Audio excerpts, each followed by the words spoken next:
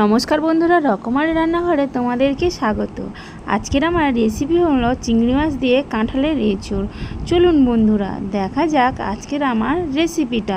কাঁঠালের এঁচোড় বানানোর জন্য কড়াইতে জল নিয়ে নিয়েছি। এবার দিয়ে দেব লবণ আর দিয়ে দেব হলুদ গুঁড়ো। জলের সাথে একটু ভালো করে মিশিয়ে নেব। নিয়ে আমি এখানে মাঝারি সাইজের কাঁঠালের এঁচোড় কেটে নিয়েছি, মাঝারি সাইজ করে কেটে নিয়েছি। আর নিয়ে নিয়েছি আলুটাও আমি মাঝারি সাইজ করে কেটে নিয়েছি। এবার দিয়ে দেব, দিয়ে আমি কাঁঠাল আর আলুটাকে ভাবিয়ে নেব। একটু নাড়াচাড়া করে নিয়ে আমি এটাকে ঢাকনা দিয়ে ঢেকে দেব। দিয়ে আমি কিছুক্ষণের জন্য ভাবিয়ে নেব। আমি এখানে কাঁঠাল আর আলুটা ভাবিয়ে নিয়েছি, নিয়ে জল ঝারিয়ে নিয়েছি। এবার চিংড়ি মাছগুলোও ভেজে নেব। চিংড়ি মাছগুলো আমার ভাজা হয়ে গেছে। আমি এখানে ছোট ছোট চিংড়ি মাছ নিয়েছি। আমি চিংড়ি মাছগুলো ভেজে নিয়েছি। মশলার মধ্যে নিয়ে নিয়েছি শুকনো লঙ্কা, দারচিনি, এলাচ, লবঙ্গ, তেজপাতা। নিয়ে এবার কড়াইতে তেল দিয়ে দিয়েছি। আমি সব উপকরণগুলো দিয়ে দেব। দিয়ে এবার পেঁয়াজ দিয়ে দেব। পেঁয়াজগুলি ভালোভাবে ভাজা হয়ে গেছে। এবারে আমি দিয়ে দেবো আদা রসুন বাটা। আদা রসুন বাটাটা ভালোভাবে ভেজে নিতে হবে।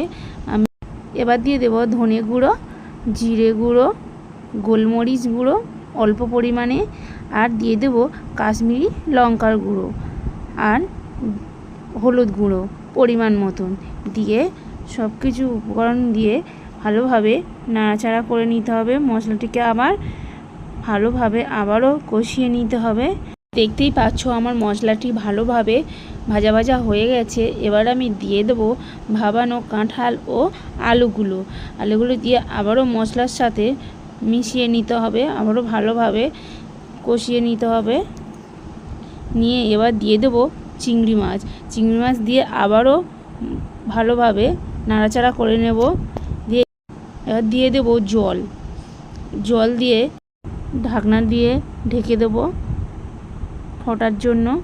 আমার ঢাকনাটা খুলে দেখতেই পাচ্ছ আমার কাঁঠালের এঁচোড়টা কমপ্লিট হয়ে গেছে। এবার দিয়ে দেব গরম মশলার গুঁড়ো, দিয়ে আবারও একটু নাড়াচাড়া করে নিলাম। নিয়ে এবার সব শেষে দিয়ে দেব উপর থেকে ঘি, অল্প পরিমাণে ঘি দিয়ে দিলাম। দিয়ে এবার আমি কাঁঠালের এঁচোড়টাকে নামিয়ে নেব। দেখতেই পাচ্ছ আমার কাঁঠালের এঁচোড়টা কত সুন্দর হয়েছে। বন্ধুরা, এইভাবে অবশ্যই ট্রাই করো বাড়িতে তোমরা। আর আমার ভিডিওটি ভালো লাগলে লাইক অ্যান্ড সাবস্ক্রাইব করতে ভুলো না, ও কমেন্টে জানিও কেমন হয়েছে।